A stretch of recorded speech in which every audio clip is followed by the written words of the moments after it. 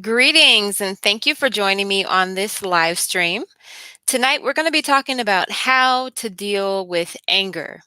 Now, today I got a question and it read, I need help stepping out of anger. What do you do to release the negativity when it comes to someone who deeply wronged you? Now, I know that this is something that a lot of people go through. We can get triggered by so many different things. And often what happens is there's this influx of emotions. And if we're not as aware of what's going on, then we can end up reacting rather than responding. And everything happens so fast that it takes a while to recount your steps and just to see what even happened. So, if this is something that you're going through, I want to first of all just say that you're not alone. And I also want to demystify this idea that anger is bad because it's not, it does serve a purpose. And I also want you to know that there are ways that you can learn to respond in a healthy way so that anger doesn't have to get the best of you, so that you don't create a mess that later you have to go back and clean up or do something that you later regret. So, my name's Dominique. I'm the founder of RohiniWellness.com, and I'm also the creator, producer, and host of the Yes to You podcast. And I just want to bring this information to you so that I can uplift and inspire as many people as possible. So, first of all, I want to talk about what some unhealthy expressions of anger are. I think we all kind of know what those are, of course, when it comes to emotional reactivity, right? When something happens, sometimes you may not even know what triggered you. And all of a sudden, you find yourself just flying off the handle. And then later, you're just like, oh, what even happened? Maybe there's a complete blackout, right? Um, Another unhealthy expression of anger could be something like sarcasm, using constant sarcasm with someone. And it seems like a kind of jokey thing, but when it really starts to bother the other person, this can also be an unhealthy expression of anger. Other unhealthy expressions of anger are just being easily agitated and irritated. If I were to just ask you on a random day, how are you feeling? And you're like, I'm kind of annoyed with such and such, blah, blah, blah. Words like irritated, annoyed, things like that, those are kind of micro expressions of anger. So anger shows up in so many different ways. Sometimes just having a short wick, being short tempered with people. And who knows, maybe for good reason, right? So, again, I want to demystify this idea that anger is bad because it is not bad. It serves a very, very important purpose. And when we can learn how to use anger in a constructive, healthy way, it can really be uplifting and empowering. It can help you to protect yourself, it can help you to protect your loved ones. It can really be a beautiful thing. So, we talked about some um, unhealthy expressions of anger, such as not really being able to regulate the emotions. And why is that? So, oftentimes anger is talked about as a standalone thing, but if you really break it apart, anger is usually a layered pack of emotions, right? There's could be sadness, grief, maybe feelings of rejection, a fear of abandonment. I mean, there's so much under that. So people don't just randomly feel angry. Usually it's a secondary emotion to something else that's going on. So when you feel it, if you're in a situation and you feel triggered, it could be while you're driving in traffic, somebody cuts you off, or somebody flips you a bird for cutting them off, or something happens in your relationship or at work, whatever it is. When you feel those, you know what anger feels like. Your heart speeds up a little bit. You get that kind of fluttery feeling in your stomach. You heat up. You can literally feel your body warming up. Um, you breathe a little bit less deep. Your breathing is a little more shallow. You know when you're feeling angry, your thoughts might start racing a bit. What is going on? Why are you having that reaction to that? What story are you telling yourself about the event that has transpired? And then how is that story related to your experiences? Is there a distortion between your experiences and the story you're now telling yourself? you know, or is your entire perception of the original story something that needs another look? So these are all things you can do after the fact, of course, to look back over the situation, pick it apart, and this is not a process where you beat yourself up. Life is a school. That's my belief. My life is a school. We're all here to learn and grow, and we're going to fail. We're going to make mistakes, and we're going to do that until we are old and gray. But the point is to keep learning and to do the best you can every single day, given the resources that you have at any given moment. So, when you're looking back over a situation where maybe you had an unhealthy expression of anger, you can get a lot of insight into maybe some deeper issues that are going on.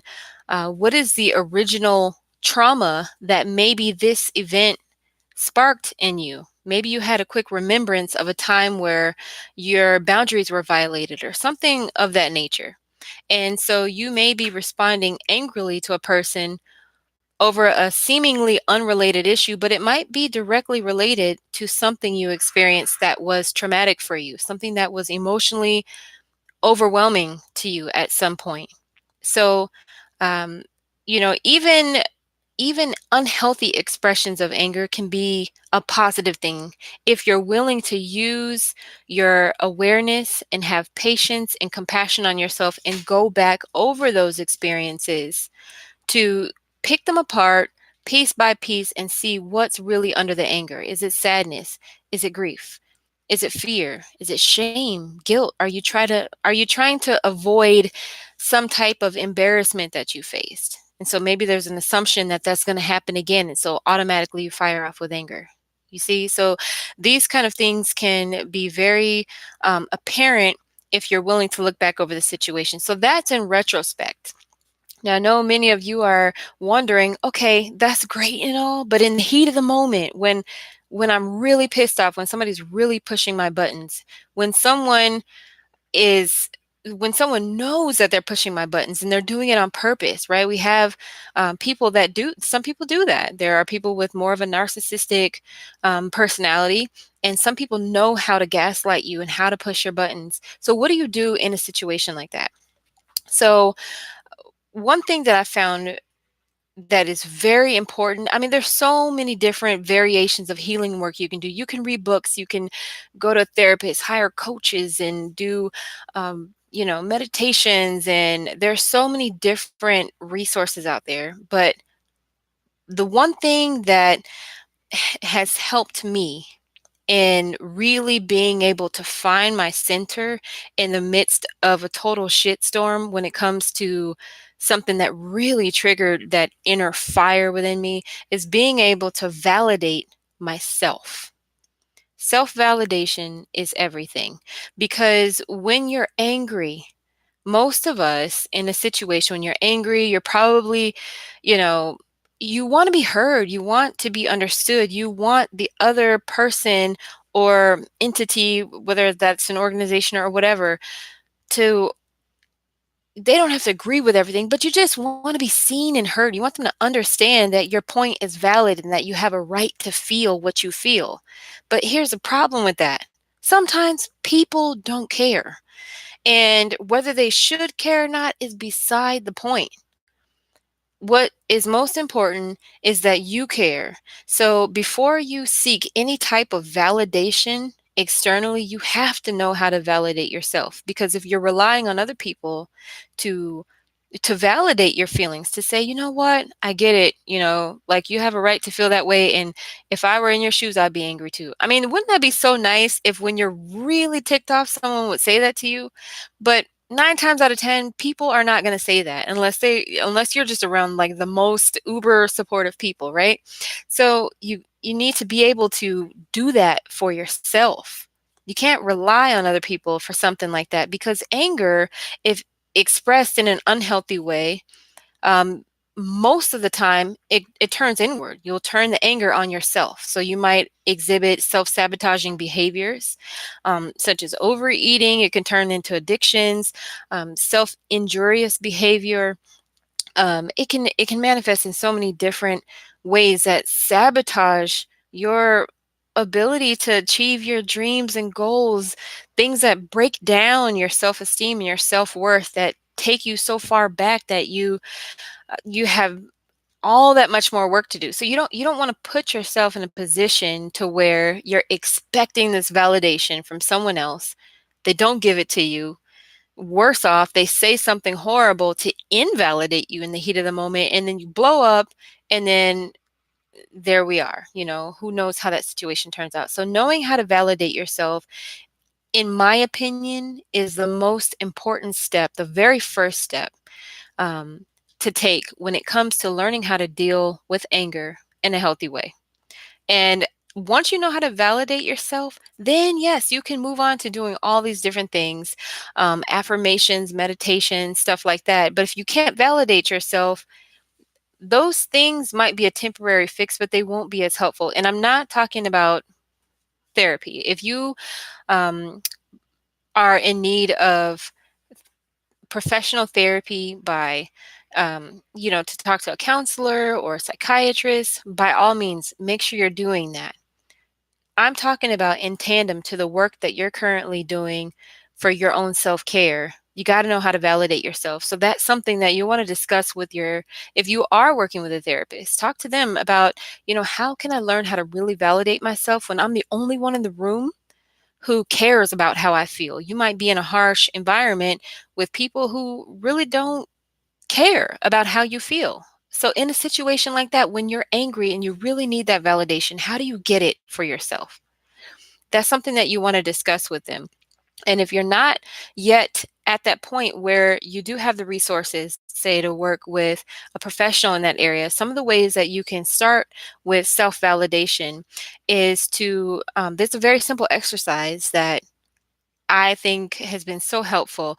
It's really simple. You get a sheet of paper and you want to draw a line, a vertical line down the middle of the paper so you have two halves.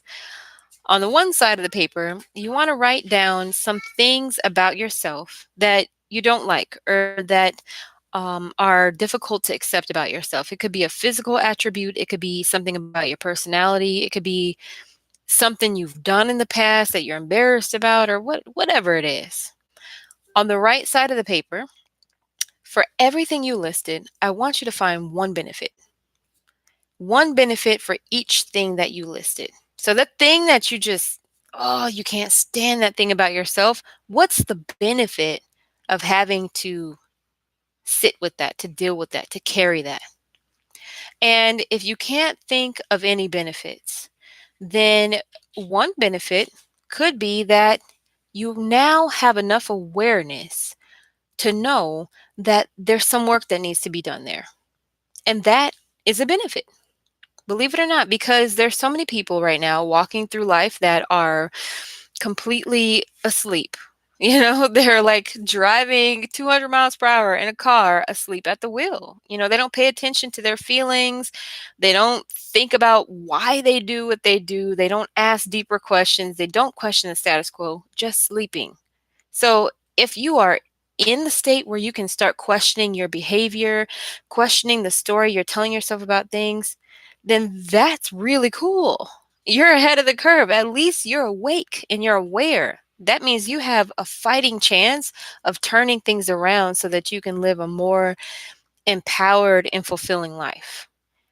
So that's one exercise, just finding one thing that is a benefit for everything that you don't like about yourself. This is a very, very beginner exercise in learning to validate yourself because this teaches you to look for possibility, to be an optimist. Look for how you can make the best out of any situation. And the more you train your brain to do this, then the better you'll be equipped to handle adversity, challenges, being invalidated and triggered, and you name it. This is going to help you through your healing work. This is going to help you while you're in therapy working with a professional. This is going to help you on whatever journey you're on. Being able to validate yourself is huge, especially when it comes to anger. It is very um, Thank you, Corey. I'm so glad that you're on the live stream. Being able to validate yourself is so important because the worst thing that could happen is to be angry. You're already feeling all these complex emotions, and really all you want to be is heard. And then when you don't get that, it just drags you further down. So make sure that you learn to self validate. So that's one exercise. The next thing I suggest is journaling. I used to hate writing growing up. I thought it was a chore because my parents used to make me write lines every time I did something horrible. And for those of you who don't know what lines are, it's pretty much like you write the same sentence over and over again until you just like want to throw the paper at the wall. So it might be, I will not be disrespectful again. And you have to write it like 1,000 times and your hand gets tired. So every time I thought of writing, that was just like, oh God. But now I've realized writing is super powerful. I've kind of rediscovered the joy in writing, and journaling in particular is very, very therapeutic. It's helpful. You can have a dialogue with yourself. You can break through mindset barriers. I mean, there's so much that you can do with journaling, so much healing work. Again, if you are working with a therapist, let them know that you're interested in journaling. Have them give you some prompts. So I do have a blog post entitled 16 Journal Prompts for Personal Growth. And that's just a starter if you need a little help getting started journaling. It doesn't have to be a major undertaking. You can start just doing a brain dump every day.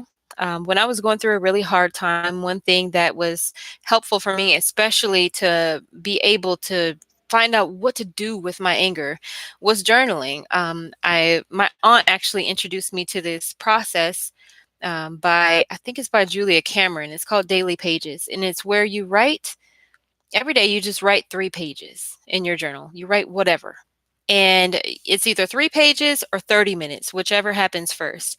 And I remember feeling like, oh, this is so stupid. I don't want to sit here and write. How is that going to help me with anything? So the first day, I literally wrote something along the lines of, I really don't feel like writing. This is boring. I'm not sure what to say. And by the time I finished ranting after 2 or 3 minutes, I was in this kind of flow and I kept writing and I managed to get the 3 pages out. And from there, it just kind of took off and my journaling style evolved. I ended up being able to do kind of a dear God, ask my question, wait a few minutes, come back and say, okay, dear me, and then write my answer and have that dialogue between my conscious mind and my subconscious mind.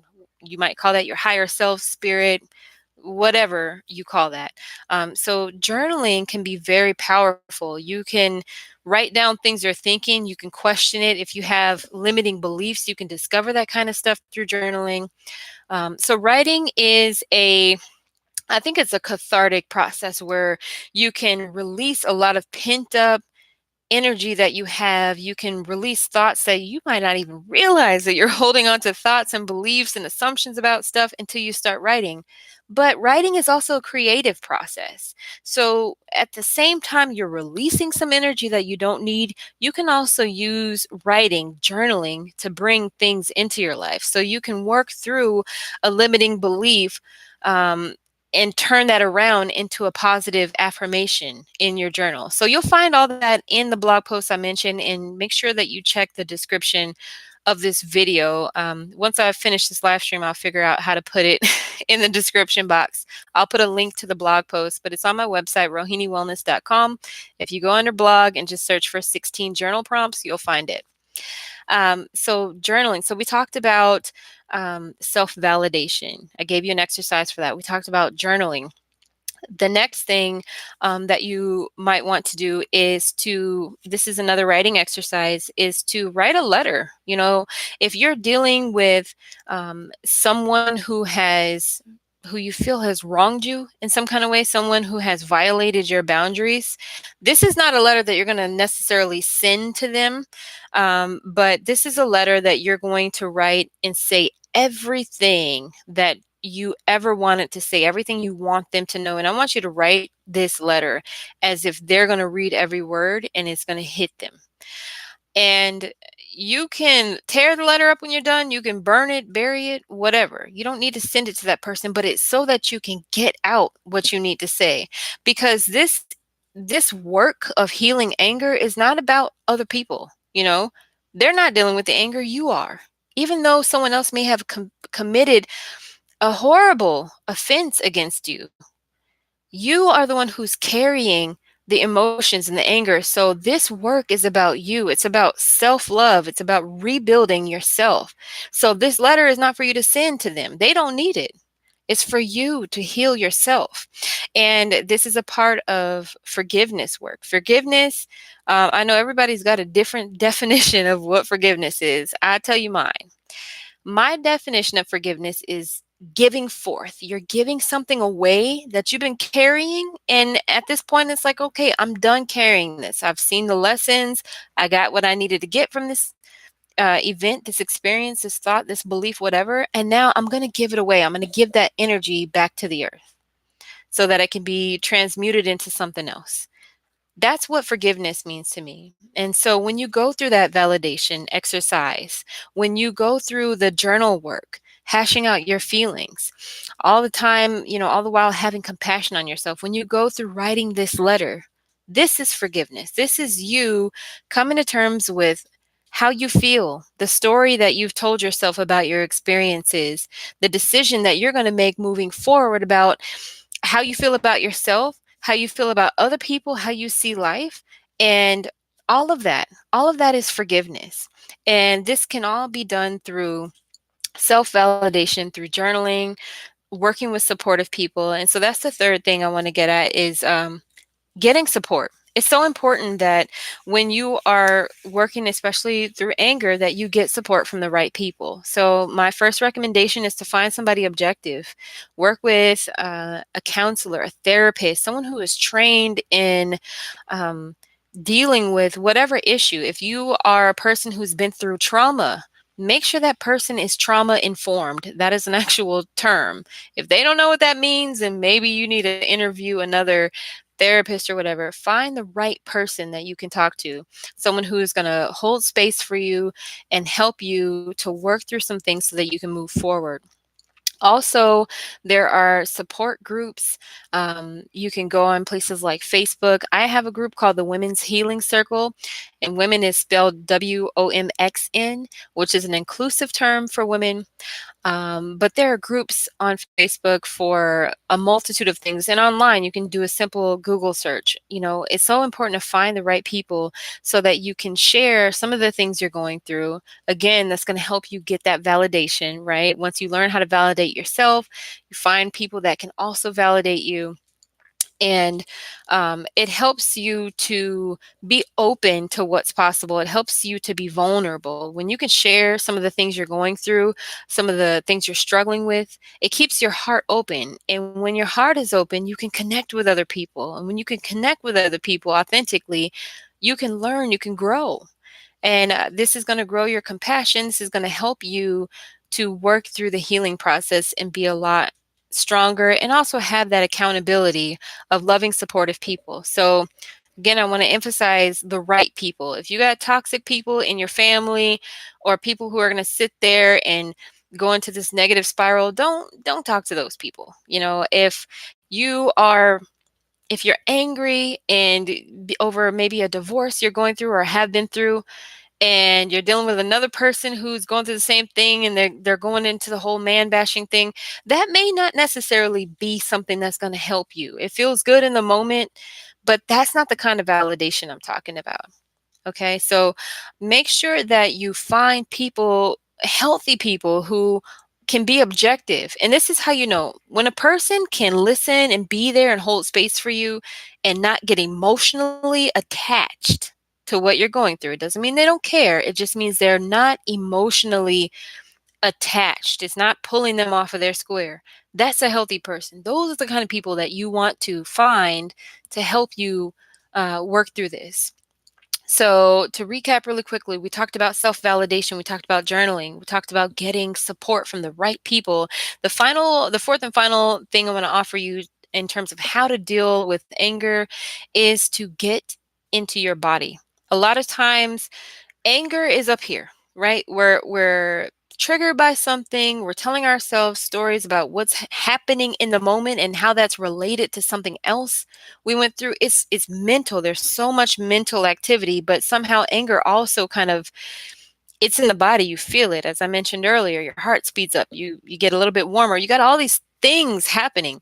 So counter it with the same thing. You want to get into your body, get out of your head and into your body. You can do that through taking a nice warm salt bath, put some essential oils. You're invoking your sense of smell. There's something tangible, the warm water, the smell of the essential oils, or whatever you put in your bath. That's going to pull you out of thinking so much to where you can just be in the present moment. Um, you might also try going out for a walk in nature, just getting grounded. You can you can dance. This is dancing is so powerful. It's such a cleansing exercise. It physically detoxes you, but it also emotionally detoxes you. Dancing is so liberating. So if you can be in a space where everybody's gone from the house and you just turn on some music, turn up as loud as you want, and just dance. That is so healing. If you did that for 30 minutes just a couple times a week, you would be shocked at how much transformation you could experience. Or finding maybe a local ecstatic dance. Google that, ecstatic dance, if you're not familiar. Find a local ecstatic dance group and just go try it out. Another thing you could do is yoga. Yoga, mindfulness, meditation, pranayama, which is breath work. These things are evidence-based practices that actually increase your resilience to stress and trauma. So, and actually, yoga, in terms of meditation, breath work, and asanas, which are postures, these things, like I said, have been studied, and they're the most highly effective ways to help you move through trauma and process trauma and deal with stress, because trauma, stress, these things are stored in the body. So when you can lengthen those muscles, stretch and expand, and get more blood flow, you're literally moving experiences out of your physical body. You might have things trapped in your hips that happened 30 years ago and you don't even know. So, going to your local YMCA or finding a yoga class in your community is going to be really, really beneficial for you. I know that sitting down and meditating when you are super pissed off is kind of like night and day. But what I found is that if you can do something physical for 15 to 20 minutes, go for a really, you know, rigorous run outside. Go jog, do yoga, dance, something where you're moving physically for 15 to 20 minutes, then try sitting down and meditate for anywhere between 2 and 5 minutes. You'd be surprised at how much easier it is for you to settle down and have that sense of peace. Sometimes you have to move things through your physical body. So use your five senses. It doesn't have to be exercise. If you're not into bodybuilding and weightlifting and CrossFit, don't go there. Do yoga, do Pilates, do a dance class, go for a walk. Whatever, do something physical to move that energy through the body. This is going to help you to process stress. It's going to help you to process trauma. And it's also going to help you physically to increase your health. So I've given you 4 things that you can do to work through anger. We've talked about self-validation. We've talked about journal work. We've talked about, why am I drawing a blank here? We've talked about getting support, and we've also talked about moving your body, getting out of your head into your body. So I hope that this has been helpful for you. I hope that you can find some way to ground and center yourself. Of course, if you need support with that, you can always reach out to me. You can find me at rohiniwellness.com. I do offer wellness consultations. You can do a distance healing session with me, where we would do energy healing. I work with Reiki. I also offer intuitive readings, so you'll find all that on my site. Again, that's rohiniwellness.com. All of this information will be in the description for you. And I have something really cool that I'm doing on Sundays. Every Sunday is Community Healing Day. So tomorrow I will have a community crystal grid set up that's going to send crystal healing energy out to the whole community all day long. If you have a specific intention for wellness or a request, send that over to me and I'll be sure to include that. And sorry, I'm trying to figure out this whole messaging thing. And also tune in tomorrow night at 7 p.m. Central Standard Time for a free distance healing session. So I'm looking at the comments now. I admit I'm angry because one of our friends getting attacked, um, not getting justice after being attacked and stabbed in April. The attacker was let free from jail because of him having advanced leukemia.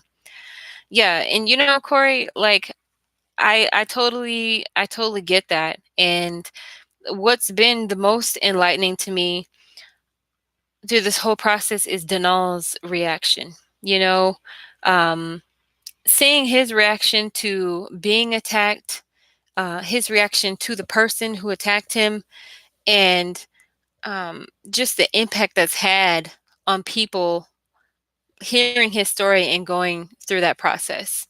And I'm sitting here saying, I admit I have a hard time dealing with forgiveness, especially when life-threatening situations have taken place to me. Yeah, and I mean, I totally get that. And that's why I say forgiveness is, it's not about the other person. It's not about the other person at all. Forgiveness, forgive, is to give forth. It's you're giving something away that you are carrying. The stress, the nightmares, the angst that's caused by this experience. You're the one who's bearing the brunt of that. And so forgiveness is not an overnight process. It's something that honestly it takes time, and everybody's different. But if you can remember that forgiveness has nothing to do with the other person, it's about setting you free. Setting yourself free so that you can experience happiness and be able to have peace about yourself, and to not feel that this is like a shadow that's lurking over you, and so I mean, I can understand, some things, some of us go through absolutely horrendous things, and you know all I can say is that you're still here, and do your best every day to just pour love and validation into yourself. People don't do things because of other people. They do things because of themselves. And that's something that I took from the book, The Four Agreements. I think I actually don't have it on my desk here. I would show it to you, but it's by Don Miguel Ruiz. And it's crazy. It's like there's, you can say, quote unquote, toxic people, right?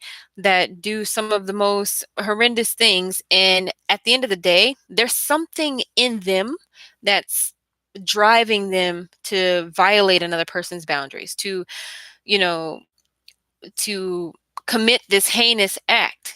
It has nothing to do with who you are, and it's not a reflection of you. That's something that they're dealing with. And even though they may have lashed out on you, it's important that when you're working through forgiveness, that you don't internalize any of this person's negatively projected energy. This is a process of you being able to heal yourself and to set yourself free. And so, you know, when it comes to being attacked like that, a near death experience, that's going to take some time. So I would hope that you're writing as much as possible. And, when I went through some things, there were times in my journal where I wrote the same thing over and over and over, day in and day out. And I'm like, man, I'm writing the same thing I wrote yesterday because I was pissed off and I needed to get it out. I needed to get it out as many times as possible until I could breathe without feeling the weight of it in my chest. So, keep working through the process. That's all I can say is a day at a time. It doesn't have to be something super fancy, just a pen and a sheet of paper. Write about how you feel. Let the anger come out on the paper. Say everything you need to say. And also remember that you don't have to stay there. Anger, as I said, is physical. It stays in your physical body. And so you don't want to be further injured and deteriorated by carrying around something that becomes toxic to you any longer than you have to. And so he's angry and being composed of the media. Yeah, I'm not saying that he's not angry after being attacked. Anybody would be angry after that. I'm just saying that his ability to see beyond the situation and move forward is based upon the story. That's always based upon the story we tell ourselves. If any experience is the end of the line for us, if we tell ourselves this is just it, this is the worst thing and I'll never get past it, then as every day you keep breathing, right? Your mere existence invalidates the story that you have going about how life works. So there's this internal conflict. And the last thing you want to do is to allow anger to make you at war with yourself, right? We want to return to a state of harmony so that you can have peace. If you don't have peace, then what is the point, right? And so being able to have peace is not giving people a free pass. It's not saying, oh, this doesn't bother me at all. It's being able to say, you know what? This situation that happened is jacked up, and this person is an a hole for what they did. But I'm not going to allow that to rob me of the rest of my life. I got to find a way that I can move forward and little by little eke this situation out of my way, so it's not an obstacle anymore. Anger motivates us. Anger helps us to move away from a source of stress. Anger is powerful. It protects us from things that, if he didn't have anger when this attacker came on, he maybe he wouldn't have survived, right? Anger has a point.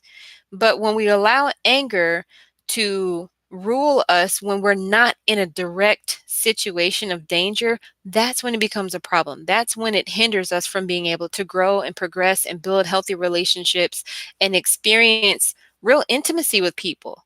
You might have great friends and you have fun, but deep down you don't even feel connected to them because this situation that's happened in the past that you may have so much anger over kind of puts you on guard. So you're kind of like watching people to see, are these people really for me, or are they, up to something else? So in order to be able to move past that, to have an authentic expression of who and what we are, so that we can be our full selves and achieve the mission that we came into this life to fulfill, that requires us being able to look again at the situation, look at it again and again and again and again, and question the story we tell ourselves. And also realize that we get to choose how we're going to show up in every moment. Okay, so this happened to me, but that situation does not have to define who I am. And so, just validate yourself and do your healing work, have compassion on yourself, and do your best to uh, focus on healing yourself. I think a lot of times um, when we're going through something traumatic, if you're not fully healed and um, if you start tuning into what's happening with other people, it's so much easier for you to um, it's I got to be careful with what I say here because I want to make sure I don't say this incorrectly. I think it's easy for you to get a little bit derailed, right? I'll say for myself in particular, when I was going through depression, I wanted validation for what I felt, and I didn't have that at home. I felt very alone. And so I remember going online and finding the forums and YouTube videos and stuff like that, but not necessarily everything that I found was um, growth oriented. There was a lot of um, kind of commiserating, and sometimes I would actually feel worse.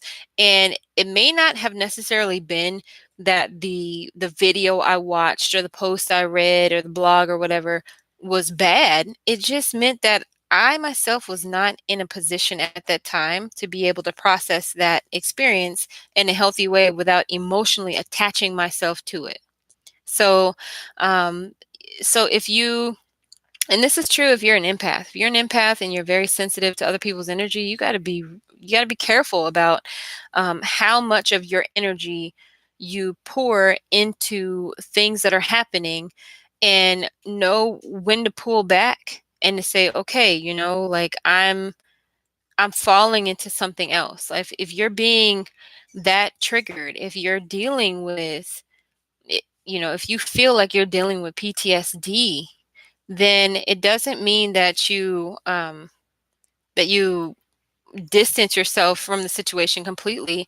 I understand that this is your friend, but it also, you have to think about self-care. How helpful are you to your friend if you're in the middle of a PTSD episode, So, um, so it all goes back to self-care. This whole video, this whole question that started out, I need help stepping out of anger. What do you do to release the negativity when someone's deeply wronged you? And I mean, this can be anything, any type of trauma, right?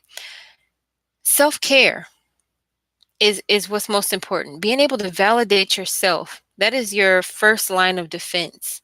And that's what's going to support, it's a foundation that's going to support any type of healing work you do. It's a foundation that's going to help you to be strong for other people. We all go through stuff, and it's my belief that everything we have happen to us in this life is a part of our mission somehow.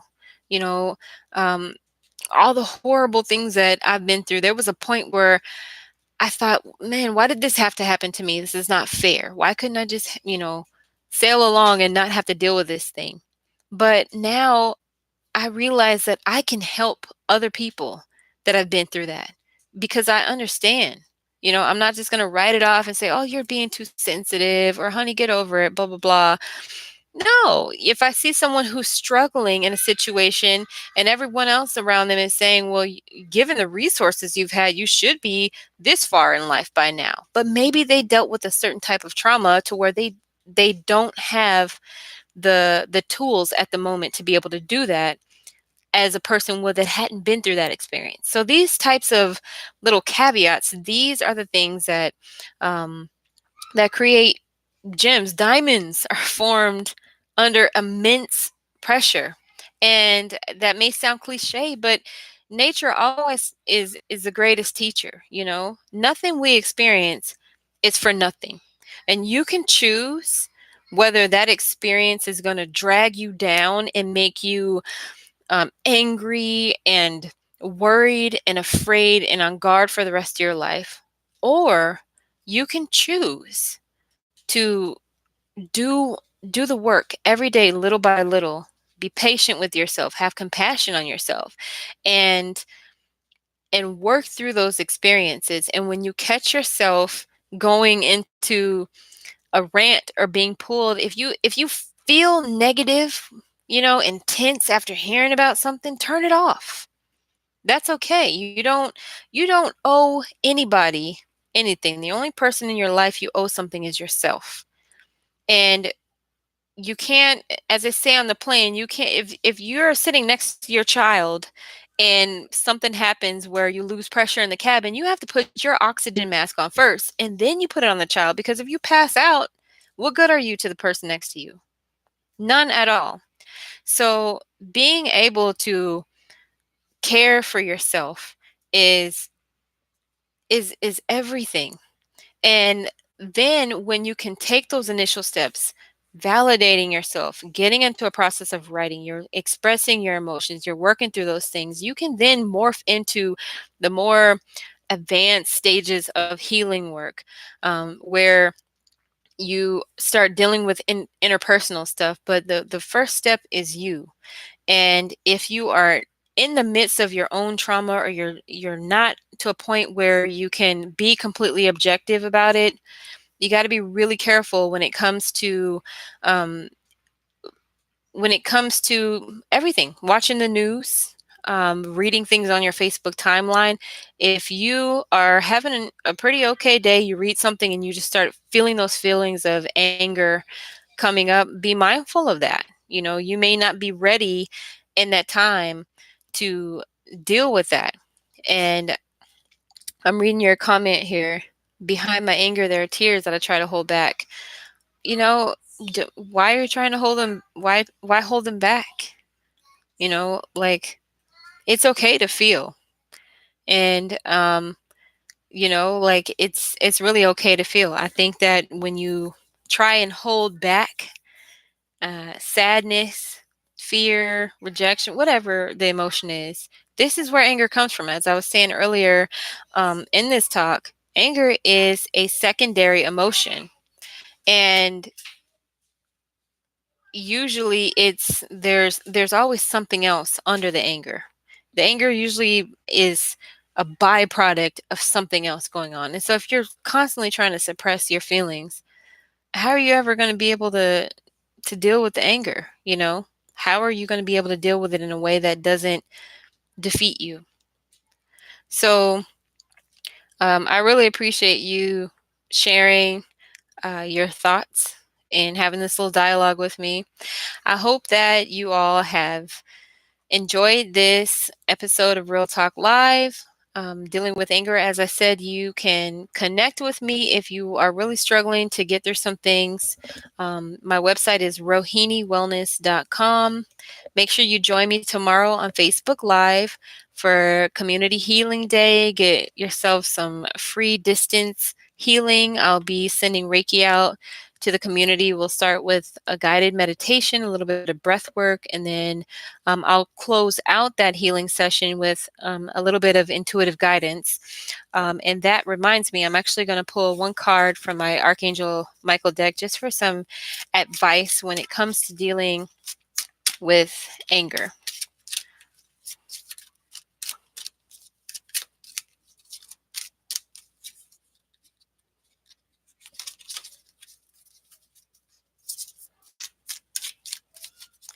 Cards are acting weird. Okay. What advice do you have for anger? Okay, so I have guarded and protected. It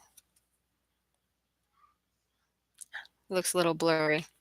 There's a prayer. It says, "Thank you for protecting my loved ones and me, ensuring that we're safe and that all our needs are met. I now accept your help, gratefully and gracefully, knowing that it's right for me and all others to accept heavenly assistance." So I love this card.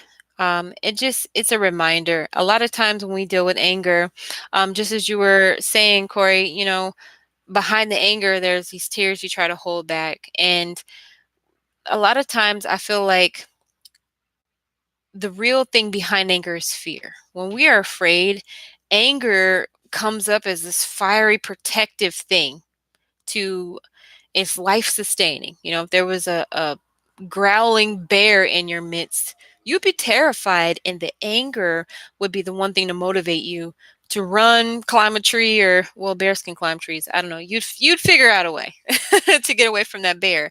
And this is just a reminder that you are guarded and protected and that you are loved. And this video is a confirmation. There's a reason why we're both here in this space and time. I don't believe in coincidences.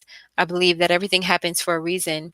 And, um, I hope that you take some of the tools that I provided here, working through journal work, getting support, being able to validate yourself, and um, also doing some forgiveness work, and just see how that works for you. Be sure to let me know in the comments below.